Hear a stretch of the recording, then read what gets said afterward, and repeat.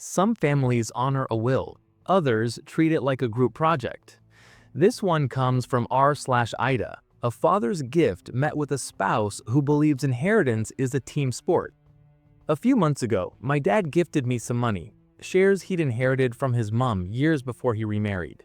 They'd always been in his name only, never part of any joint account, and he told me repeatedly that they were meant for me one day.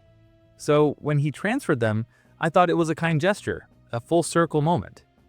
Then last week, he called me, on speaker, with his wife beside him. He said he'd made a mistake. Apparently, because the shares increased in value while they were married, she's now entitled to 20%. She even said it was unfair for him to have kept the account private, as if secrecy, not inheritance, was the real crime. That's an inventive twist on marital ethics. Less therapy, more asset management. From what I understand, inherited assets that stay separate usually remain personal property. They only become joint when you use them for shared expenses or merge them into a joint account. Dad never did either. Still, he told me to start the stock transfer so he could make things right.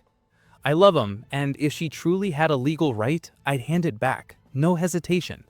But something feels off. He keeps saying it's just the law, yet refuses to explain which one. Now I'm stuck in this bizarre situation where returning my inheritance feels like emotional ransom for family peace.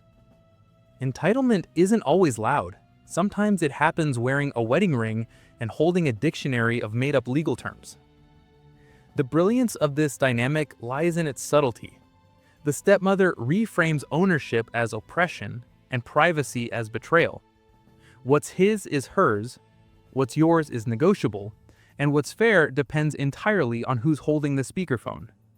This is how entitlement hides behind moral vocabulary. It doesn't demand, it corrects mistakes. It doesn't covet, it restores fairness. And when challenged, it doesn't argue.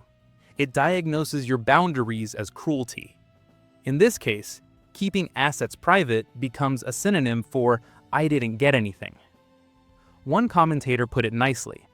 If she really thinks she's entitled, she's welcome to sue you for it. Translation, tell her to jog on and maybe tell your dad to reclaim his spine. Another noted that gifts aren't reversible. Once he handed it over, it was yours, not a family loan with emotional interest. They suggested Dad wake up and smell the coffee, although it's unclear whether he's brewing delusion or guilt. A darker take observed that she probably found out he'd shared money with his kid and now is recalculating life insurance premiums. When your father can't call you without legal supervision, something is rotting, and it's not the shares. Entitlement often disguises itself as ethics. The louder the moral language, the messier the motive behind it. Because if keeping what's yours is now unfair, then what exactly counts as generosity anymore? Public bankruptcy?